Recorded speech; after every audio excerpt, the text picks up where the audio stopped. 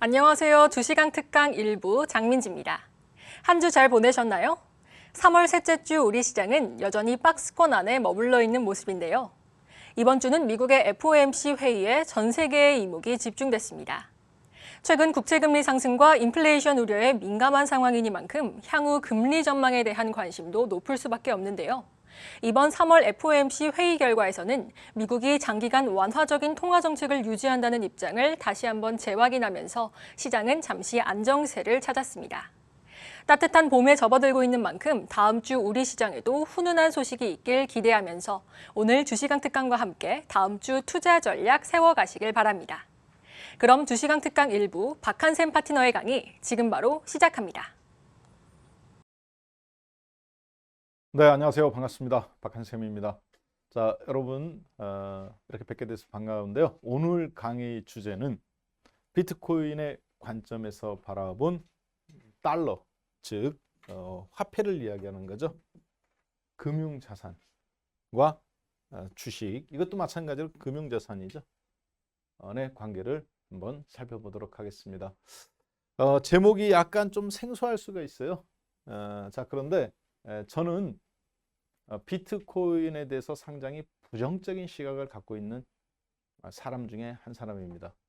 야, 갑자기 주식 방송인데 왜 비트코인에 대해서 이야기를 할까? 라고 궁금해하실 수도 있겠지만요.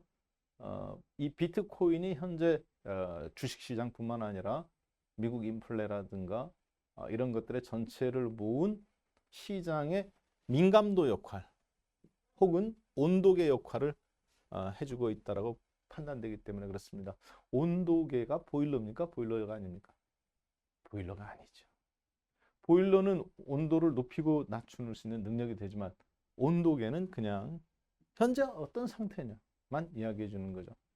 자, 제가 비트코인에 대해서 부정적인 생각을 갖고 있는 이유는 첫 번째, 그러니까 부정적이라는 생각이 비트코인이 된다 안 된다는 그런 관점이 아니라 저의 투자 원칙은 그렇습니다. 모르는 건 투자하지 않는다. 제가 이해되지 않고 모르는 거는 투자하지 않는다는 것이 저의 원칙이에요. 그래서 솔직히 비트코인에 대해서 사람들이 저한테 물어볼 때 저는 그렇게 이야기합니다. 저는 아는 게 없습니다. 모릅니다. 자, 그런데 지금 강의 왜 하느냐? 주식에 대한 관점을 좀 더 깊이 이해하고 현재 주식시장의 변동성이라든가 미국 인플레이션 흐름에서 어떤 관계 속에서 주식이 움직이는지를 좀 더 깊이 연구하다 보니 거기에서 항상 눈에 띄는 놈이 있는 겁니다. 밟히는 놈이. 그 놈이 바로 비트코인입니다. 그래서 여러분들의 주식에 대한 관점, 즉 주식의 관점에서 비트코인을 이해하자는 거예요. 비트코인을 이해하라는 게 아니라 여러 겹의 주식을 뚫는 게 있는데 그중에 현재 비트코인이 깊이 있게 개입되어 있다고 보여지기 때문에 그렇습니다. 자, 그래서 오늘 강의 주제는 비트코인을 투자해라 그런 관점이 전혀 아니에요. 저는 비트코인에 대해서 사실 제가 모르기 때문에 여러분들한테 해라 마라 그렇게 이야기하고 싶지 않습니다. 여러분들 수준에서 모른다 그런 개념으로 보시면 안 됩니다. 모른다는 것이 아예 모른다는 관점이 아니에요. 자, 그러면 비트코인의 관점에서 바라본 달러와 주식에 대해서 이해하는 흐름으로 보도록 하겠습니다. 여기 달러라고 했지만 사실 뭐가 있어요? 이 달러의 관점에는 그렇죠. 인플레이션, 그리고 물가 상승, 그리고 또 뭐가 있습니까? 그렇죠. 양적 완화, 테이퍼링, 통화량 이런 걸 조절하는 부분들이 포함되어 있겠죠. 자, 앨런 머스크님께서 테슬라의 창업자이자 앨런 머스크가 비트코인에 대해서 한 이야기입니다. 사실 저는 이전까지 비트코인에 대해서 그냥 흥미는 있었고 시장에 관찰을 하는 정도였지 내가 저걸 깊이 있게 파봐야 되겠다 그런 생각은 단 1%도 없었습니다. 왜? 투자할 마음이 없었기 때문에. 자, 그런데 얼마 전에 앨런 머스크 테슬라 창업주가 그런 이야기를 했죠. 테슬라 주가가 $700를 치고 $800를 향해서 육박해 가면서 시가총액이 800조 원에 육박됐을 때 그래서 누굽니까? 페이스북을 누르고 미국의 빅5 종목으로 등극한 시점. 삼성전자 시가총액 500조 원이니까 어느 정도인지 여러분들이 이해하셨을 것 같습니다. 본인이 비트코인에 투자했다. 얼마를? 15억 달러. 한국 돈으로 약 환율 1,000원 기준으로 따지면 1조 5천억이고요. 현재 환율을 그대로 다 대입하면 한 1조 6,500억 정도 됩니다. 투자를 했는데 투자한 이유가 제가 생각한 관점하고 너무 똑같습니다. 제가 고민하고 있던 부분이었어요. 뭐냐? 법정 화폐, 즉 달러의 실질 금리가 리얼 이너레스트죠. 리얼 이너레스트가 마이너스일 때, 그러니까 실질 금리가 물가 상승률을 못 따라간다는 얘기죠. 그렇죠? 단지 바보만이 다른 곳을 쳐다보지 않는다. 즉 바보만이 돈 딱 들고 은행에다 딱 넣어놓고 있다는 얘기예요. 한마디로. 또 돈 들고 있으면 바보야. 그 얘기입니다. 즉 돈을 들고 있다는 건 뭐예요? 화폐로 갖고 있다거나 은행에다 돈을 넣어놨다거나 예금이나 적금을 한다거나 이런 행위를 말하는 겁니다. 그걸 보고 뭐라고 그러느냐? 바보다라고 이야기했어요. 굉장히 모욕적인 단어예요.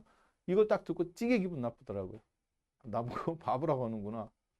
근데 왜 갑자기 테슬라의 창업자인 앨런 머스크는 비트코인에 대해서 관심 있는 정도가 아니라 1조 5천억이라는 큰 돈을 투자했을까?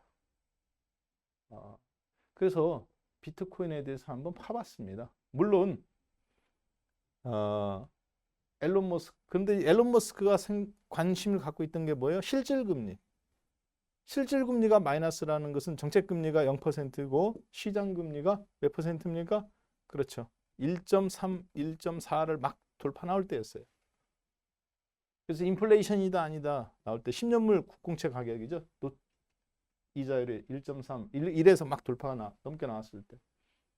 그래서 이때 이제 인플레이션이 막 나타나기 시작하는 건데 주가는 떨어지고 있었고 근데 시장은 요동치고 있었고 선한 인플레이션이나 악한 인플레이션이나 논쟁이 벌어지고 있었고 이런 상황에서 앨런 머스크가 그래서 나는 어떻게 했다? 비트코인에 투자했다는 거잖아요. 본인은. 인플레이션이기 때문에. 그러면 저는 어떻게 해야 될까? 나는 지금 주식에 투자하고 있는데 혹은 주식에 더 베팅을 하려고 돈을 현금을 갖고 있는데 그래서 다시 내가 바라본 관점이 아니라 아예 시선을 비트코인의 관점으로 돌려서 거기서부터 비트코인의 관점에서 바라본 사실 주식 그리고 미국 달러와의 가치에 대해서 재정립을 한번 해보는 시간을 지난 한 달 동안 가졌어요. 한 달 동안 이것만 생각했다는 것이 아니고요. 그런 관점에서 여러분들께서도 어떻게 생각해야 될지 한번 오늘 좋은 투자 아이디어를 얻으셨으면 좋겠습니다.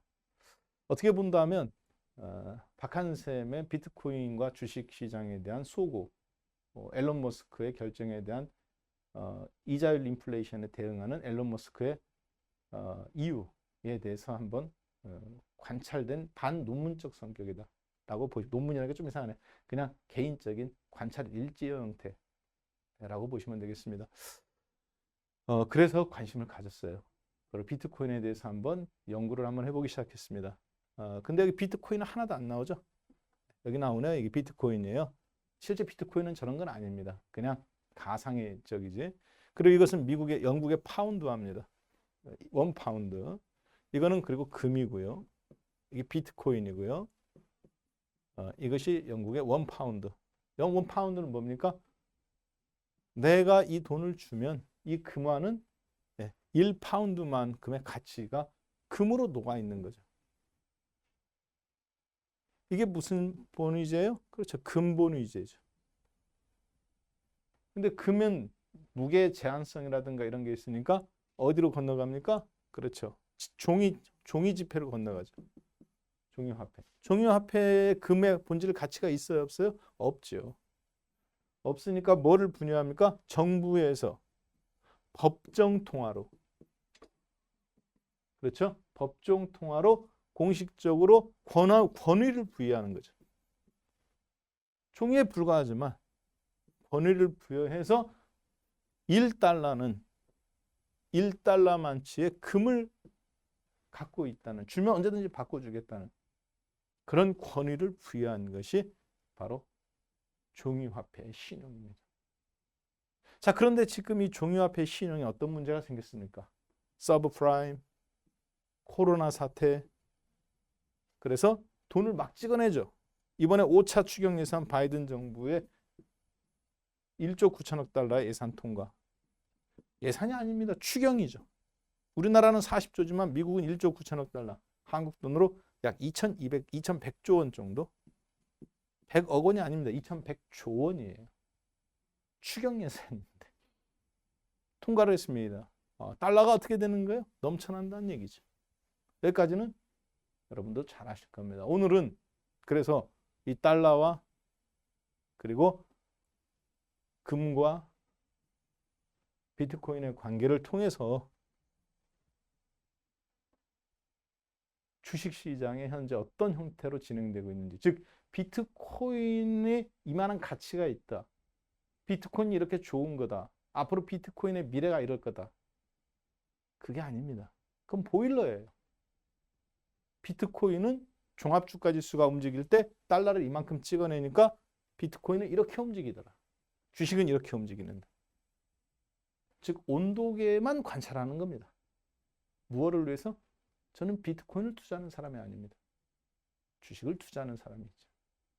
대신 주식과 비트코인의 관계에서 비트코인의 움직임이 주식시장의 움직임을 현재 어떤 정확도나 변동성에서 미국 인플레이션 하에 달러의 움직임에서 굉장히 선행적으로 그리고 가장 민감하게 보여주고 있기 때문에 그렇게 한번 살펴보는 시간 갖도록 하고 있는 거예요. 자, 명확하게 그 범위를 해주셨으면 좋겠습니다. 아셨죠? 그래서 저는 비트코인에 투자하지 않는다는 거. 주식을 좀 더 깊이 있게 이해하기 위해서 앨런 머스크가 중요한 결정을 내렸기 때문에 그때부터 실질 금리라는, 즉 법정 화폐로가 부여한 권한의 가치 하락, 거기에 실질 금리의 관계, 인플레이션과 주식의 관계 속에서 고민하고 있던 저의 문제점 똑같이 고민했는데 앨런 머스크는 비트코인에 투자한 거고 저는 거기로 건너가고 싶은 마음이 없고 현재까지는, 그리고 저는 계속 주식에 관심을 갖고 있기 때문에 그렇습니다. 혹자 중에 야 그러면 비트코인 앨런 머스크는 최고 좋으니까 투자하지 않느냐? 너는 왜 투자 안 해? 이렇게 생각하실지 모르겠습니다만 정의선 현대자동차 회장님께서 어느 날 갑자기 바이오 산업이 좋다더라 라고 바이오 사업 하시나요? 안 하시죠? 그거는 본인의 선택인 거예요. 저게 돈 번다더라 바이오 산업이. 그렇다 해서 다 그걸 하지 않습니다. 본인이 잘하는 것만 갖고도 충분히 돈을 벌 수 있느냐 없느냐. 역량의 집중성도 있고 그래서 그래요. 저한테도 그런 선택권이 있다고 생각합니다. 저는 그래서 비트코인이 좋다 나쁘다 그런 얘기는 여기서 절대 여러분이 판단할 부분은 아니라고 봅니다. 제가 또한 그걸 판단할 부분은 아니라고 봐요. 다만 우리는 주식을 좀 더 깊이 있게 이해하기 위해서 인플레이션 하에서 비트코인이라는 부분을, 앨런 머스크는 인플레이션 하에서 비트코인을 들고 나왔기 때문에 그 부분을 좀 더 연구해 봤습니다. 자, 미국 10년물 국공채 T노트라고 불리는 10년물 국공채입니다. 미국 국공채는 30년물이 있고요, 10년물이 있고요, 5년물이 있고요, 3년물이 있습니다. 자, 그런데 3년물, 5년물은 단기고 10년물이 중장기로서 30년물은 너무 길고요. 시장 금리를 보통 대변해 줍니다.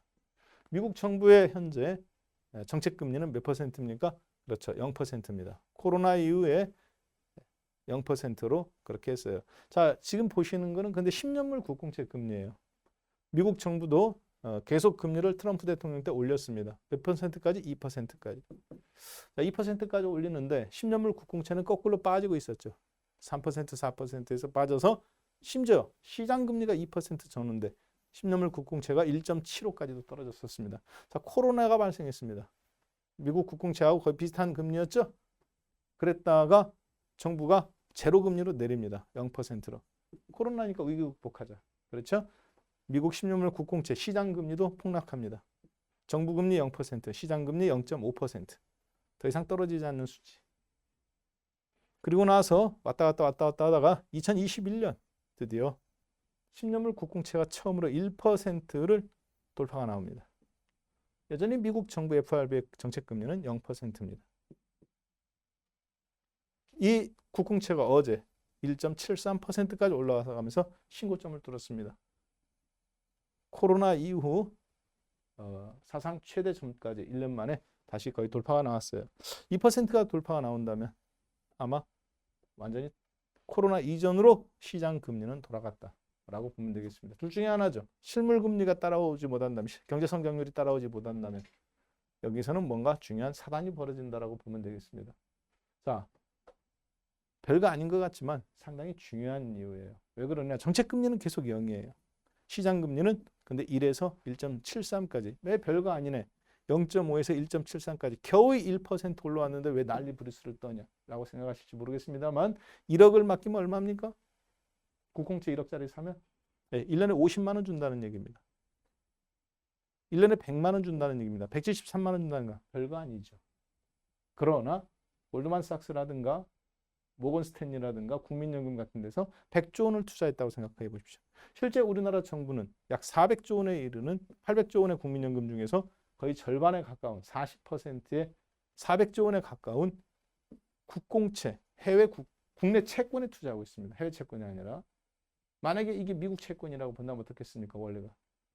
여기서 100조 원이라고 본다면 수익이 5천억이었다가 아무것도 안 했는데 1조 7천억 준다는 거예요. 큰 돈이죠. 그래서 1%가 아니라 사실은 200% 오른 거다라고 보시면 되겠습니다.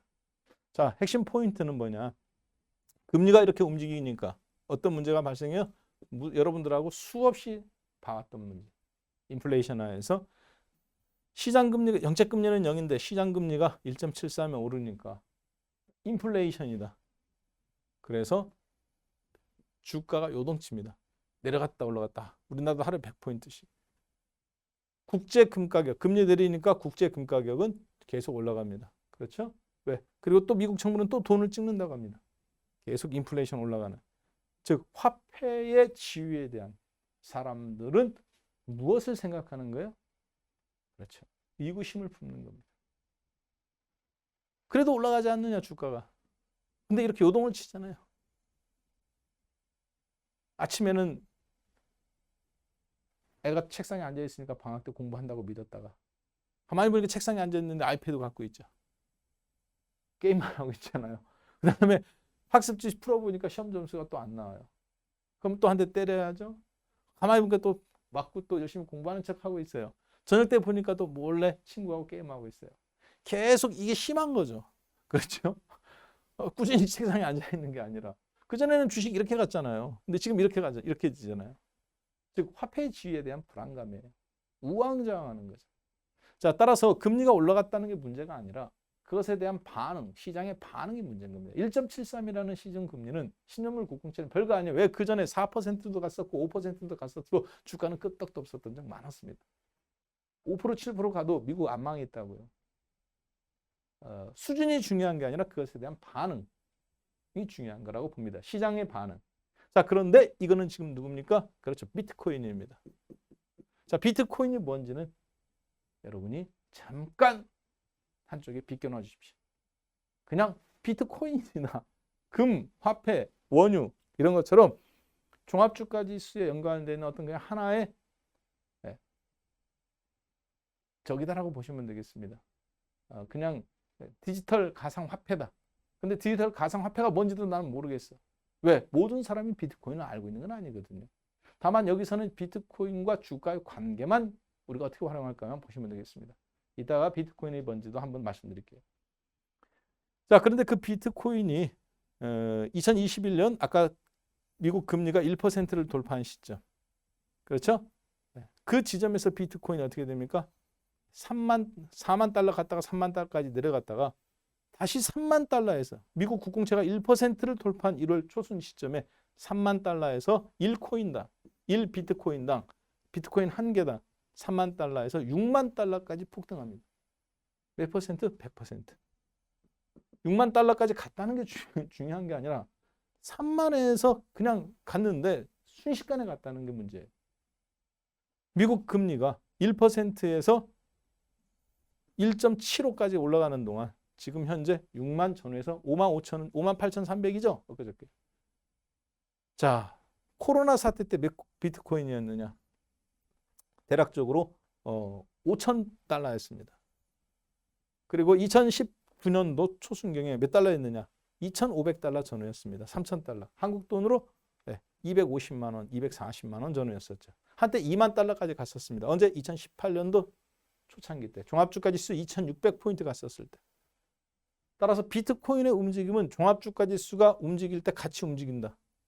그렇죠? 그랬다 비트코인 우리나라가 세계 최초로 불법 화폐로 중국하고 같이 해가면서 200달러까지 떨어졌다가 2019년도 전후에서 계속 올라와서 현재는 6만 달러, 한국 돈으로 6,600만 원.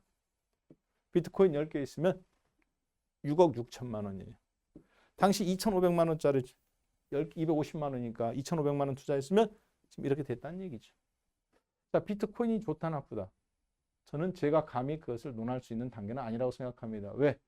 제가 비트코인에 대해서 몇십 년을 연구했다든가 비트코인의 채굴하는 그래픽 카드 이름부터 어느 정도 전력을 소모되는지 완전히 다 연구하지 않았기 때문에 그렇습니다. 지금은 그냥 우리 주식의 관계성만 보는 겁니다. 자, 그래서 비트코인이 그런데 이렇게 슈팅이 나왔죠. 10,000달러 전후에서. 언제? 10월 달, 11월 달 사이에. 자, 그래서 최근에 10년물 국공채가 0.5에서 살짝 움직이기 시작할 때 비트코인은 10,000달러에서 6만 달러까지 올라온 겁니다. 굉장히 뭐라고 해야 될까요? 센서티브하다. 민감하다. 민감하다라고 판단됩니다. 그렇죠? 도둑 들었나 봐. 어떻게 도둑 들었나 봐. 어떻게. 처음에는 보통 여자들이 데이트할 때만 해도 그럽니다. 결혼하고 초창기에. 나중에 그저 우왕창창창창 네가 나가봐. 당신이 나가봐. 일어나지도 않죠. 굉장히 둔감해지죠. 왜? 애 키우는 애 치여. 아줌마 됐지. 이제는 웬만한 거에는 놀라지도 않아요. 그렇죠? 네. 처녀 때나 민감하지. 결혼 신혼초에나 나중에는 보겠습니다. 아까 비트코인 그렇다는 얘기예요. 민감하다는 얘기예요. 뭐에? 이자율. 아까 여러분들 보셨죠? 10,000달러에서 6만 달러까지 슈팅 나오는 거. 국공채 이자율 0.5에서 0.71 때 2만 달러, 3만 달러. 1%일 때 3만 달러, 1.75까지 가니까 6만 달러. 굉장히 민감해요. 이건 누굽니까? 그렇죠. 국제 금 가격입니다. 자, 인플레이션이라면 이자율이 올라가는 게 맞겠죠. 미국 정부는 이자를 0으로 했죠. 여기다 놓겠습니다. 미국 정부는 이자율을 0으로 했어요. 계속 0이에요. FRB는. 자, 시중금리는 어떻습니까? 2020년도 0.5였다가 10년물 시중금리라는 건 10년물 국공채를 이야기하는 거죠. 자, 그런데 2021년도 0.75 1월 달에 1월 달에 1 됐네요. 그렇죠? 이거는 지금 제가 그린 거에 아까 본 거하고. 그래서 1월 달 2021년도 1월 달에 1%였잖아요. 뭐가 10년물 국공채가 0.5였다가. 자, 그때 금 가격 어떻습니까? 0.5에서 0.7로 왔다 갔다 할 때. 언제? 2020년도 3월 달, 5월 달. 미국 금 가격은 1,200달러에서 서브프라임 때 죄송합니다. 서브프라임이 아니라 비트코인 아까 2,500달러 할 때 한국 돈으로 300만 원, 250만 원 전후할 때 국제 금 가격은 1,250달러였습니다. 1,250달러. 시카고 상품 선물 거래소 가격 기준으로 왜? 국제 금 가격은 런던 귀금속 거래소, 시카고 상품 선물 거래소 있는데 제가 말하는 것은 시카고 상품 선물 거래소 거예요. 자, 그래서 큰 차이는 없지만 그렇다는 겁니다. 자, 그래서 이렇게 움직이죠. 1,250달러에서 얼마까지? 2,000달러를 처음으로 돌파합니다. 그 전에 10년 전에 1,920달러가 신고점이었어요. 국제유가 100달러 갔을 때. 처음으로 거기를 돌파하고 2,000달러를 찍습니다. 왜? 인플레이션 하니까. 화폐를 막 찍어내니까 미국 정부가 코로나를 극복하기 위해서. 그래서 그때 갑자기 올라가기 시작합니다. 그렇지 않아도 올라가고 있었던 금 가격은 탄력을 받아서 1,600달러에서 2,000달러까지 1920달러라는 역사상 신고점을 그대로 뚫고 10년 전 가격을 그대로 2,020달러, 2,030달러 잠깐 찍습니다. 이대로 놔두면 사람들이 어떻게 할까요? 아까도 잠깐 봤습니다만 금은 뭐를 갖고 있어요? 그렇죠. 1달러라는 것은 금 1달러의 가치를 갖고 있습니다. 자, 그런데 화폐를 막 찍어냄으로써 화폐를 갖고 있는 순간 물가 상승률을 감당하지 못하는 거죠. 사람들은 그러니까 어떻게 될까요? 돈을 버린다라고 그렇지만 돈을 주고 뭐를 삽니까? 금을 사죠.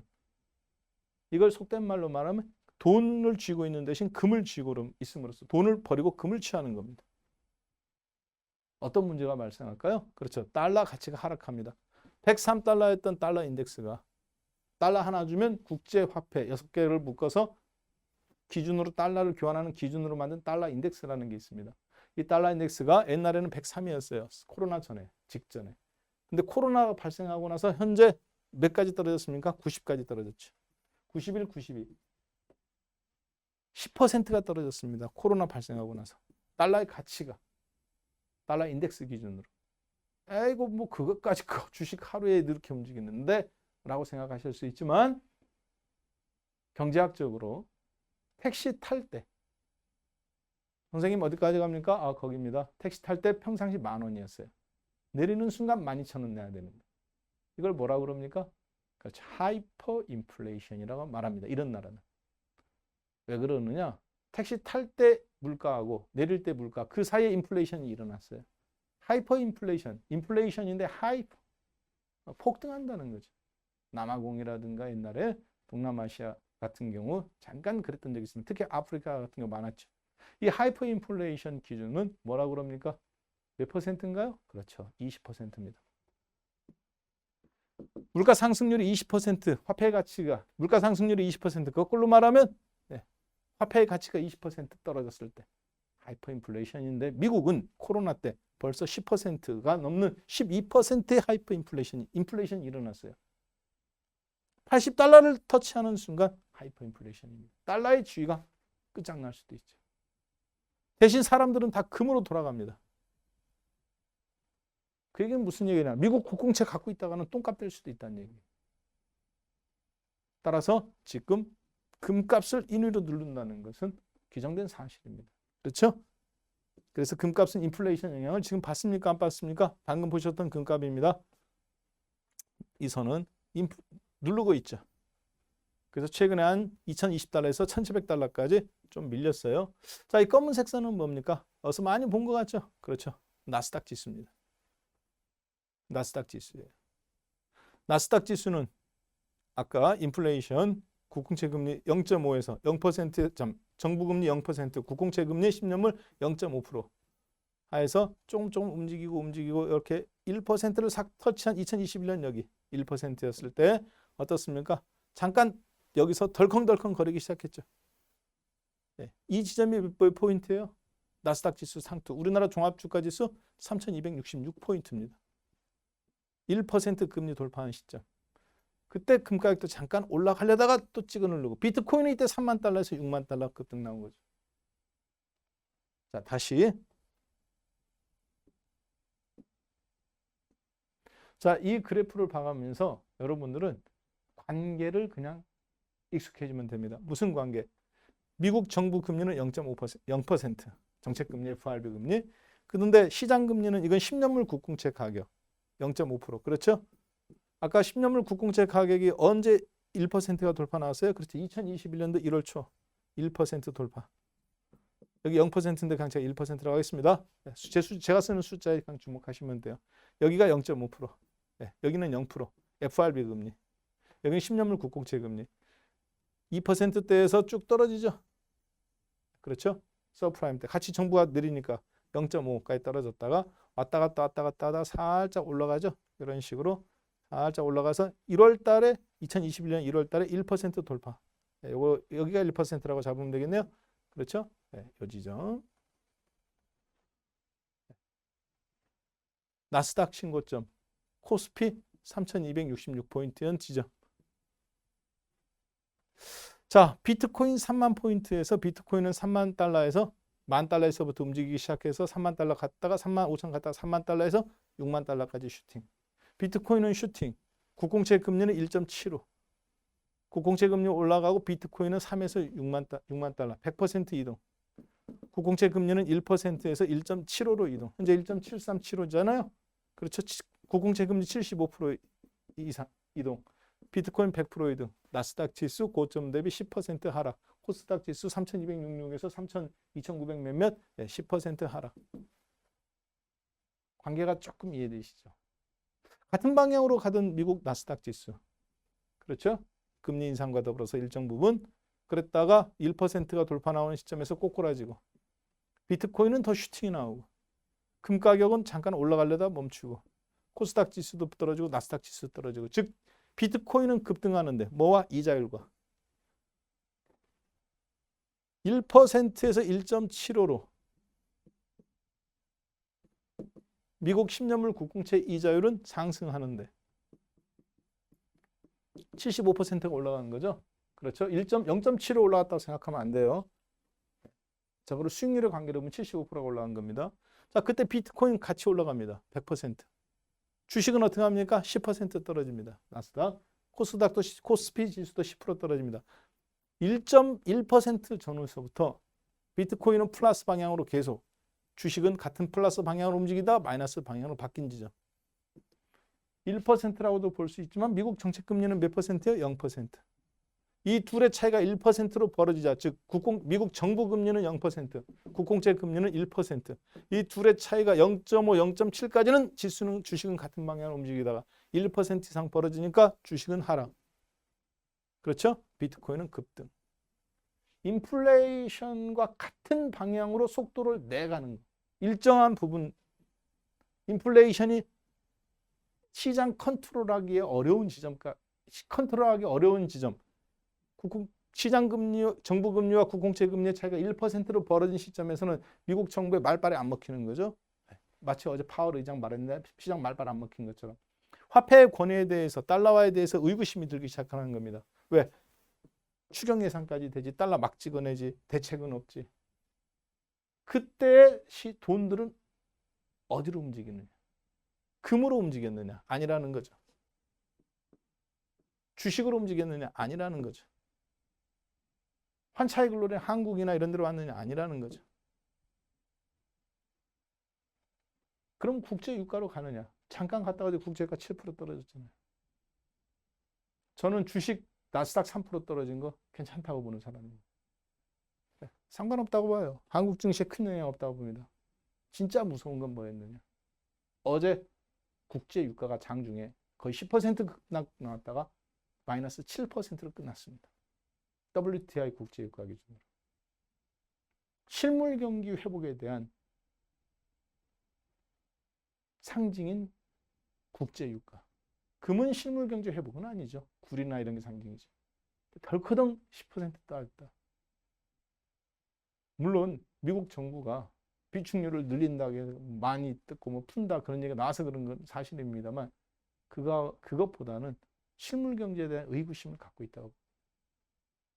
즉 돈을 풀었는데 인플레이션은 나오고 있지. 1에서 1.75로 0.5에서 1.75까지.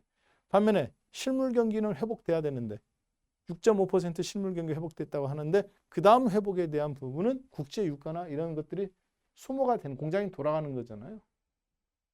갑자기 7% 급락 나왔다. 덜컹한 거예요. 금리는 올라가지, 실물 경제는 떨어지지, 취업률은 떨어지지, 이 차이는 벌어지지, 돈은 쏟아부었지. 이걸 뭐라 그래요? 물가는 상승하고 실물 경기는 떨어지는 거, 돈은 쏟아부었는데 경기를 살리기 위해서 이 차이가 작아서 벌어지는 거. 스태그플레이션이라고 그러죠. 약간의 징후가 한번 나왔다고 봐요. 자, 그래서 그런 모든 것에 봤을 때 비트코인의 움직임은 주식을 하는 사람들한테 저는 한마디로 이렇게 말하고 싶어요. 비트코인은 주식을 하는 사람 입장에서 본 거예요. 비트코인 자체로서 본 게 아니라 달러 리스크의 민감도 지표다.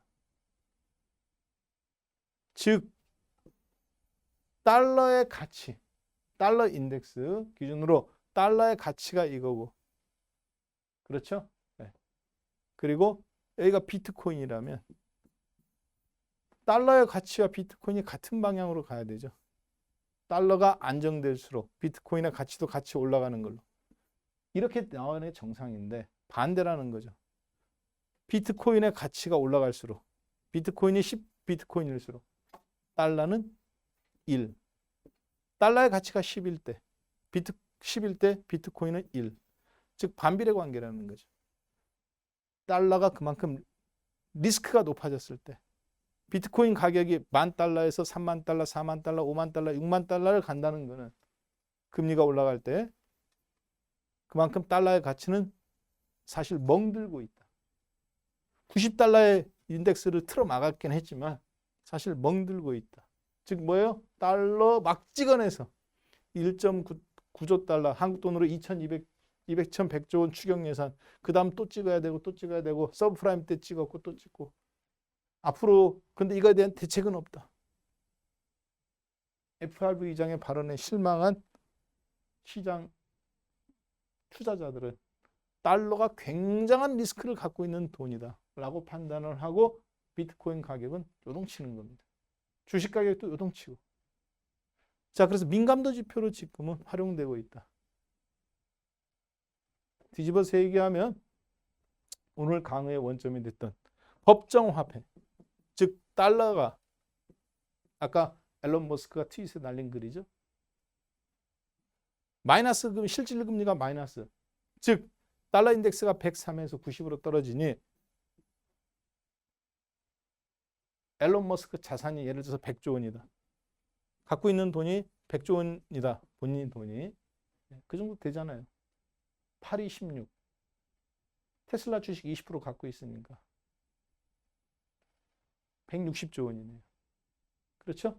다른 것도 100% 갖고 있는 것까지 따지면 상장하시면 300조 원까지 되겠습니다. 즉 제프 베조스 1600조 원의 시가총액을 쥐고 있는 아마존 주가보다 제프 베조스보다 더 부자라는 얘기예요. 앨런 머스크가 예를 들어서 본인이 100조 원, 본인 재산의 2분의 1 정도밖에 안 되지만 100조 원 정도를 갖고 있는데 달러 가치로 갖고 있다. 달러 인덱스였을 때 103이었을 때는 그대로 100조 원이에요. 한국 돈으로 환산하면. 달러 인덱스가 90까지 떨어져서 마이너스 10%, 10이지만 사실 그냥 10이라고 생각했습니다. 그럼 얼마 된 거예요? 그렇죠. 90조가 된 겁니다. 뭐로 바꿀 때? 유로화로 바꾸거나 파운드화로 바꾸거나 한국 돈으로 바꾸거나 금으로 바꿀 때. 근데 이미 금값은 1200달러에서 2000달러까지 갔죠. 옛날엔 이거 갖고 금 100톤 샀는데 지금은 50톤도 못 사죠. 왜? 달러 가치는 떨어졌지. 금값은 더블 났지. 60톤은 살 수 있겠네요. 상대평가로 봤을 때는 재산이 반토막 난 겁니다. 내 돈 1억은 그냥 1억이지만 그렇죠? 여러분들 재산도 반토막 나지 않았습니까? 에이 무슨 얘기야, 내 돈 반토막 나. 은행 예금에 3년 전에 드러났던, 그래서 만기 연장 2년 뒤에 또 연장했던 1% 금리 받는 거 10억 원짜리. 작년에 1억 1천 됐죠. 1,000만 원 빼고 10억 원 다시 특판 예금을 하기위해서 2%나 1.5% 연장했습니다. 그 사이 1년 사이에 어떤 일이 있었나요? 그렇죠. 아파트 값은 10억 원짜리가 지금 15억, 20억이에요. 기본 10억 다 됐습니다. 10억 주고 이제 10억 30평짜리 아파트 살 수 있어요, 없어요? 10억짜리? 못 삽니다. 20평대로 내려가야지. 여러분 재산은 그렇죠. 아파트와 비교하면 5억 손해 난 겁니다. 똑같은 말.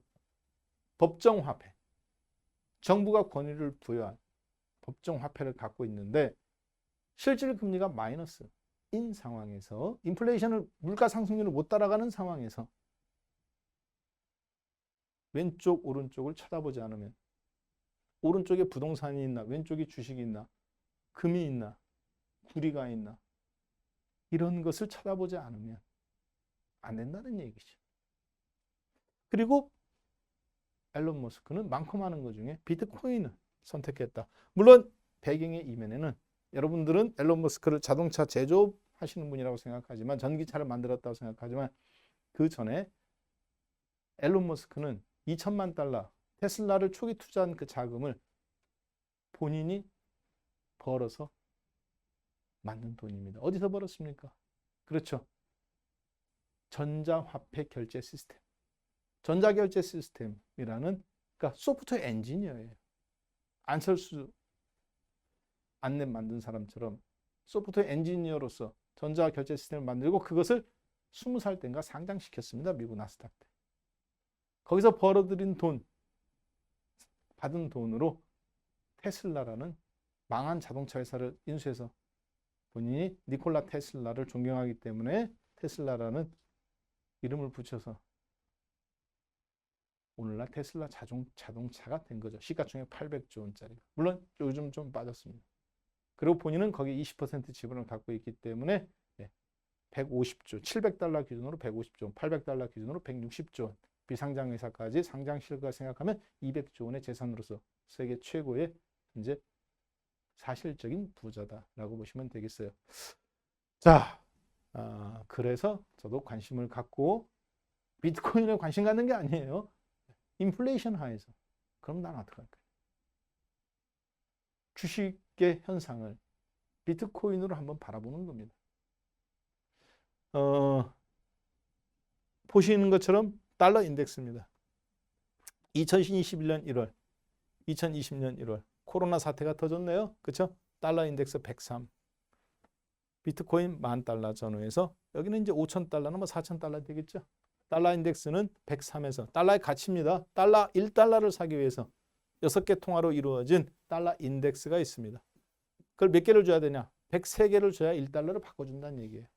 자, 근데 달러 인덱스가 103에서 어디까지 떨어집니까? 그렇죠. 90까지 떨어집니다. 아까 얘기했던 인플레이션.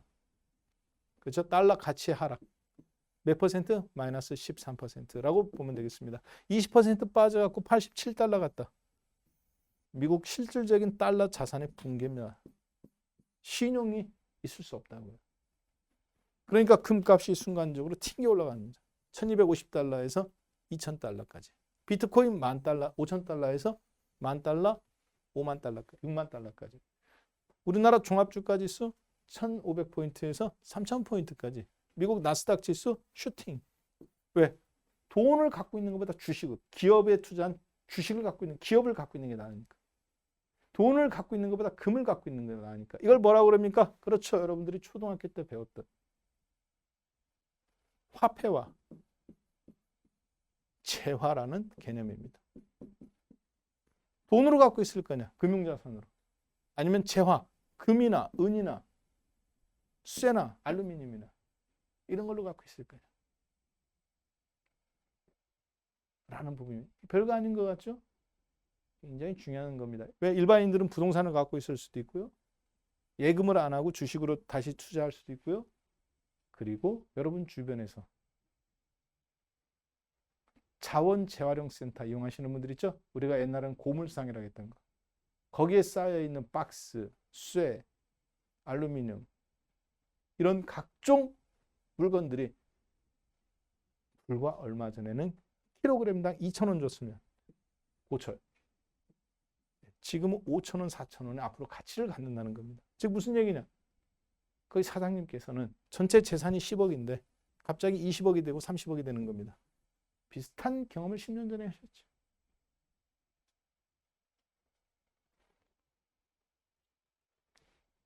이해가 좀 되셨는지 모르겠습니다. 그렇죠? 자, 그래서 뭐 비트코인이란 뭔지 한번 좀 자세하게 시간이 꽤 빨리 진행하겠습니다.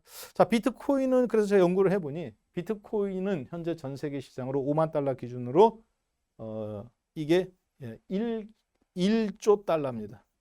한국 돈으로 환율 1,000원 기준으로 본다면 시가총액 1,000조 원. 현재 환율 1,100원으로 본다면 시가총액 1,100조 원이 되겠죠. 자, 철 시장은 한국 돈으로 2,000조 원. 국제 금시 시장은 얼마냐? 네. 이게 1조 달러, 10조 달러죠. 한국 돈으로 그러면 1경 1,400조 원 정도 되겠네요. 미국 채권 시장은 10경 주식시장은 13경. 자, 어느 정도인지 감이 안 오시죠? 그래서 제가 잠깐 준비해 보았습니다. 미국 비트코인이 1조 달러, 한국 돈으로 그러면 1130조입니다. 오늘 환율 기준으로 대략 1100원이라면 1100조가 되는 거고요. 자, 우리나라 시가총액 3월 18일 기준으로 종합주가지수 3050포인트 전후 기준으로 시가총액입니다. 거래소 시장이 얼마입니까? 2045조 원입니다. 즉 우리나라 삼성전자 500조 원으로부터 저기 아래 900등 하는 뭐 땡땡땡 우선주 같은 것까지 포함해서 다 곱해봤더니 2045조 원이에요. 어제 기준으로. 국제 비트코인 시가총액은 1130조. 우리나라가 국제 철시장 정도 되겠네요. 그렇죠? 국제 금시장은 1경 2000조 정도 되겠습니다.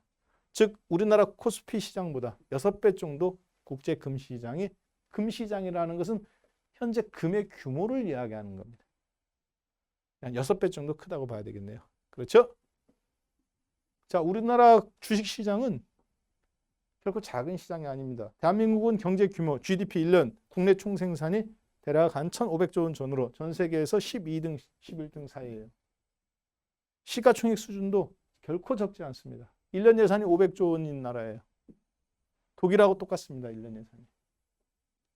전 세계 6번째, 7번째로 큰 나라입니다. 1년 예산이. 우리나라 시가총액 2,000조가 작지 않습니다. 자, 그런데 비트코인이 절반 수준까지 올라왔어요.